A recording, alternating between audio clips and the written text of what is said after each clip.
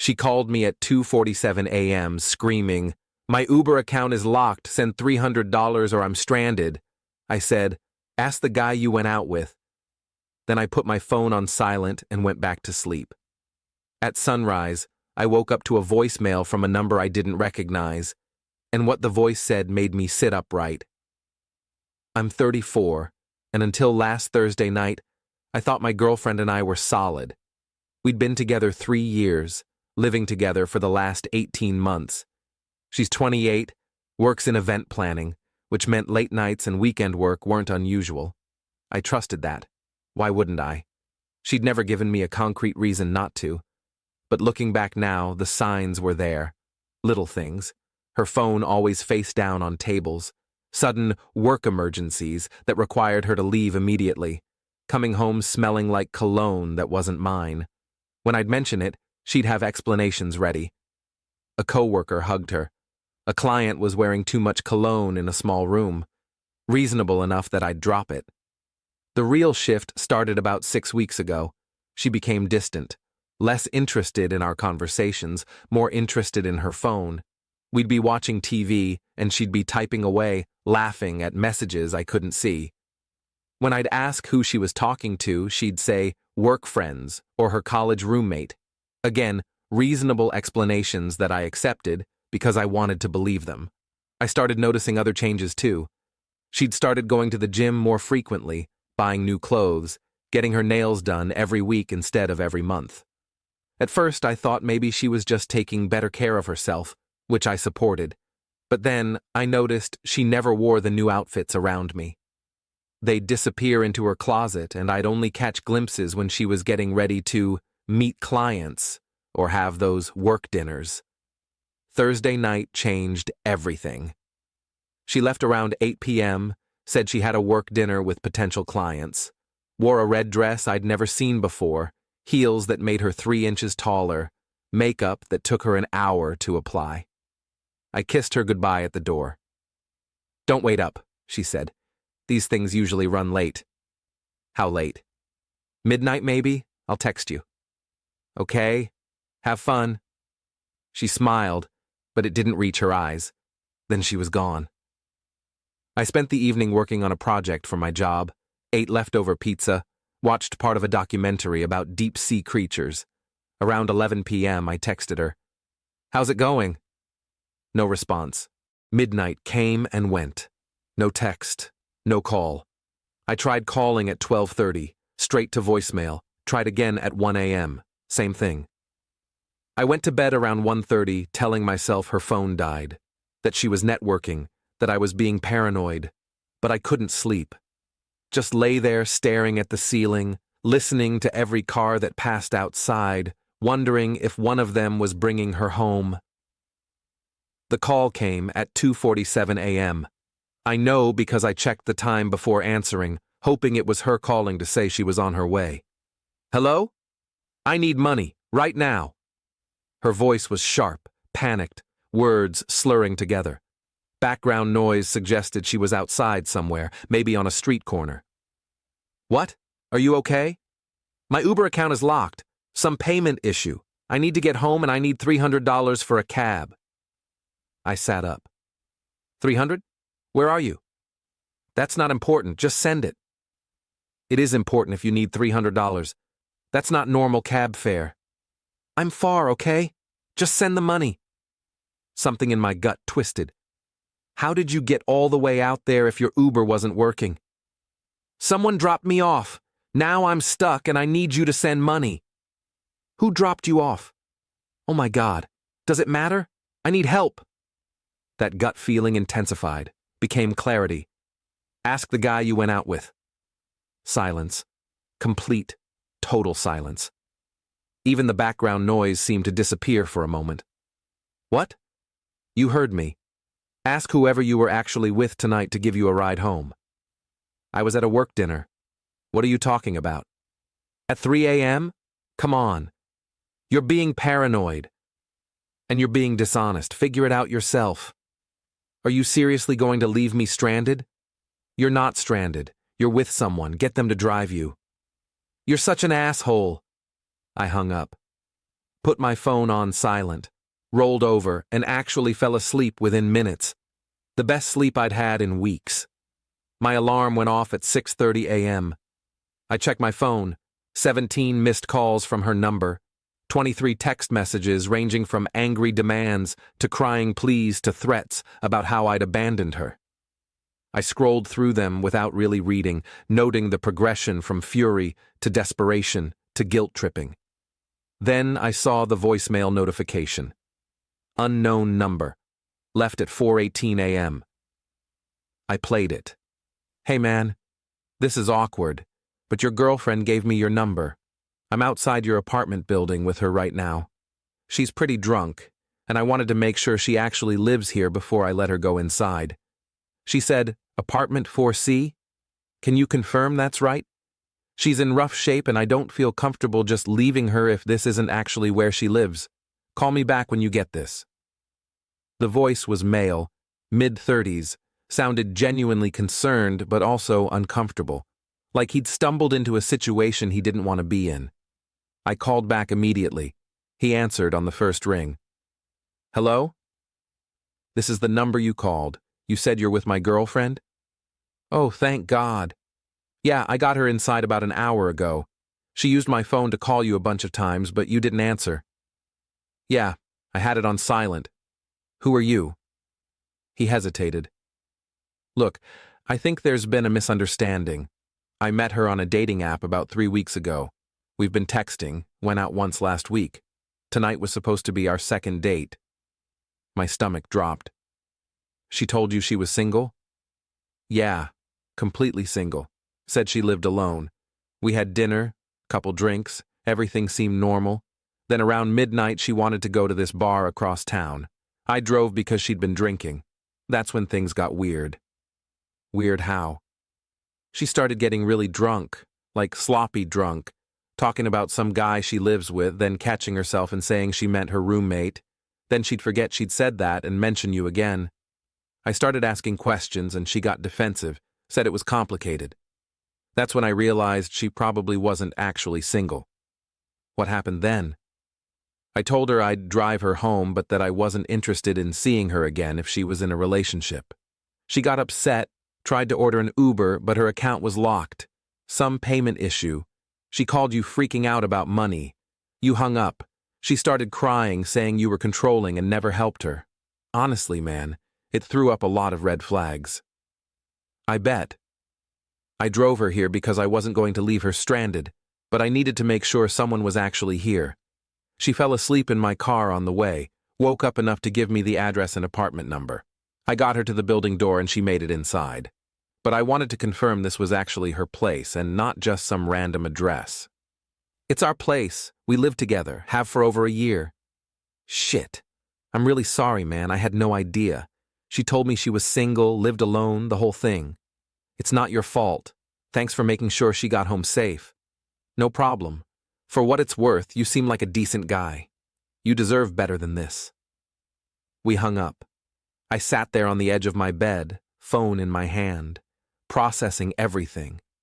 She'd been on a date, an actual date with someone from a dating app, while telling him she was single, while living with me. I got up, got dressed, made coffee, walked into the living room.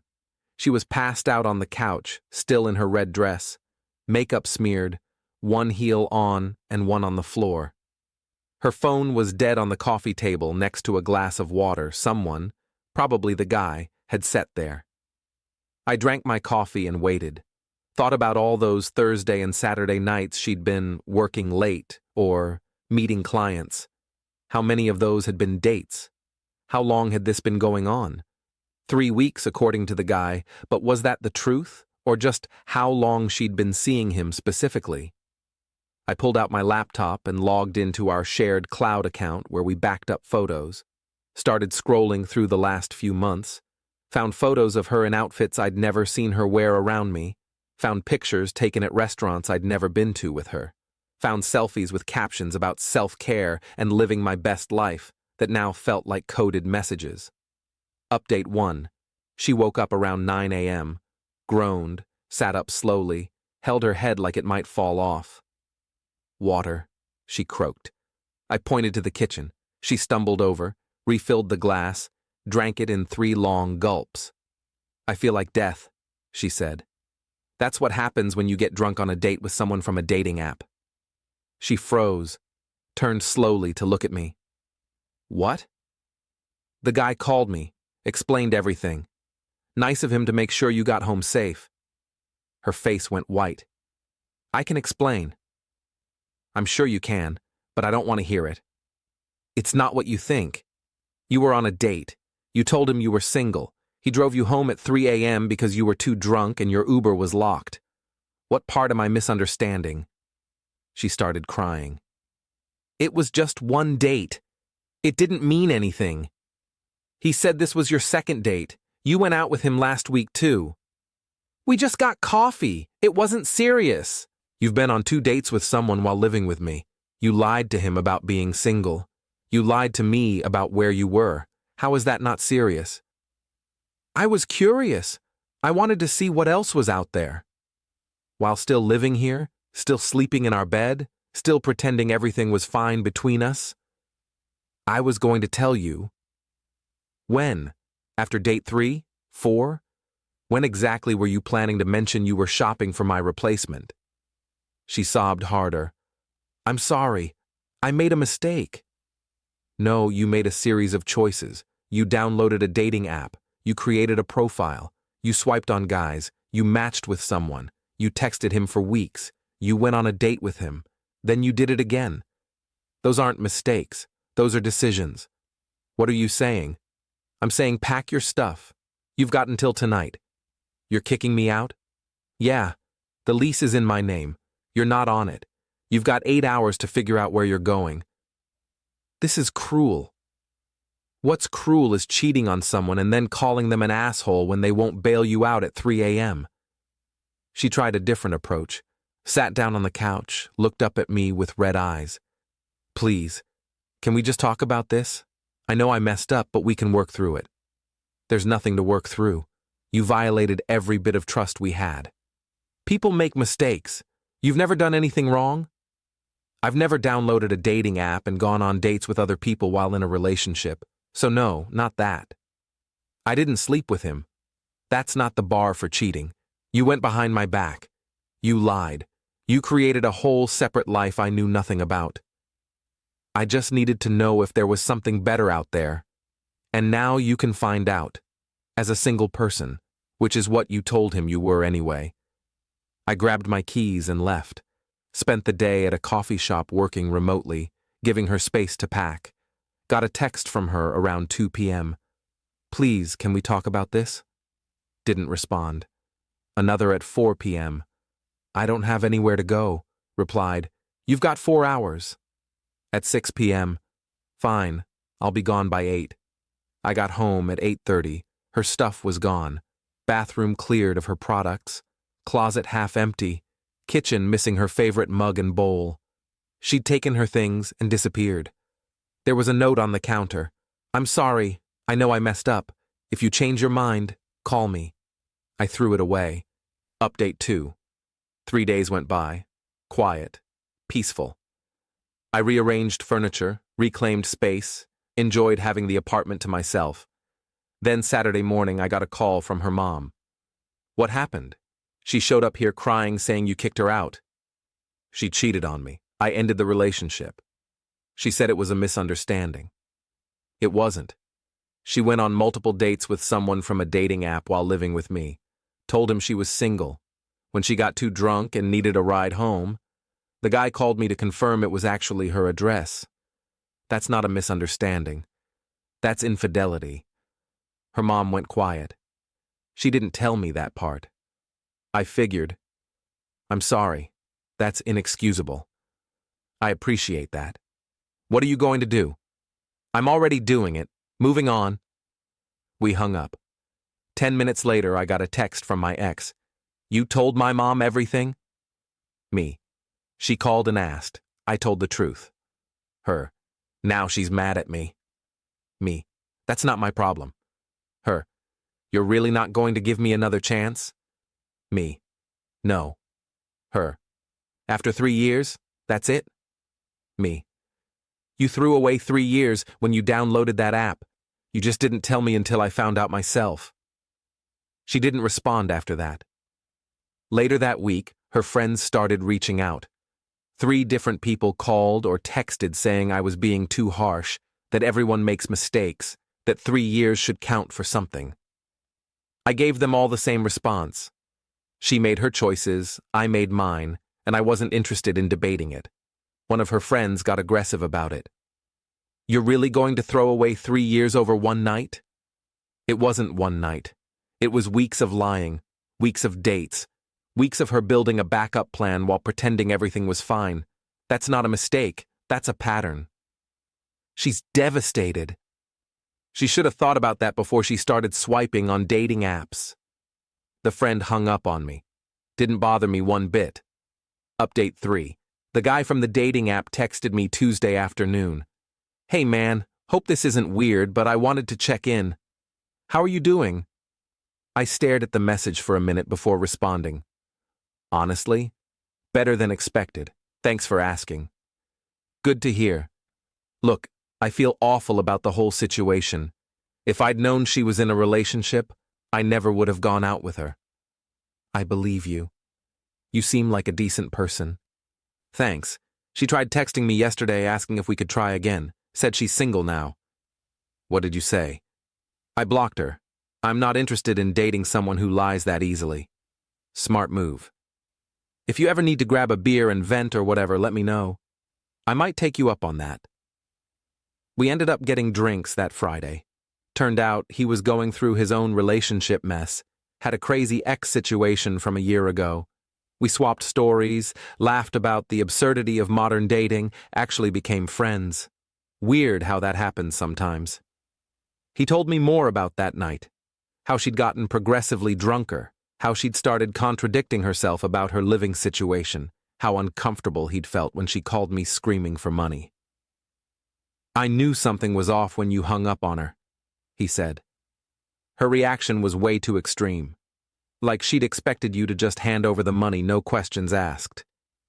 That's because I usually did. Anytime she needed something, I'd help. This was the first time I'd ever said no. Good for you, man. Sometimes people need to face consequences. Update 4. Month later, I was at the grocery store when I ran into her. She was with some guy, laughing, holding his hand, saw me, and went pale. Hey, she said awkwardly. Hey, this is my boyfriend. The guy looked confused. I thought you said your ex was out of town. He is. He was. This is him. I nodded at the guy. Good luck, man. She's got an active dating app profile and a history of calling people controlling when they don't give her money at 3 a.m. Her face went red. That's not fair. Neither is cheating. But here we are. I walked away, heard her trying to explain to the guy as I turned down the cereal aisle. Didn't stick around to hear how that turned out. Ran into a mutual friend a week later who told me the new boyfriend dumped her after that encounter. Apparently, he'd done some digging and found out she had a reputation for overlapping relationships.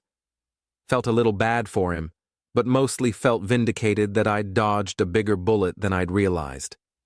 The friend also mentioned she'd been telling people I was emotionally abusive and that's why she'd needed to see other people. I laughed. Let her tell whatever story she needed to tell to sleep at night. Final update, it's been 4 months. Life's good. Really good. The apartment feels like mine again. I've been dating casually, nothing serious, just enjoying getting to know new people without the weight of a dying relationship. The guy from the dating app, we're actually good friends now. He introduced me to his friend group, we play basketball on Thursdays, grab drinks on weekends. Funny how something so messy led to meeting genuinely good people. I heard through mutual friends that my ex has burned through 3 relationships since we broke up. Apparently, she has a pattern of getting bored and looking for the next thing while still in a relationship. I'm just glad I found out when I did instead of years down the line or, God forbid, after marriage. Someone asked me last week if I regretted how I handled that night. specifically hanging up on her and not sending the money.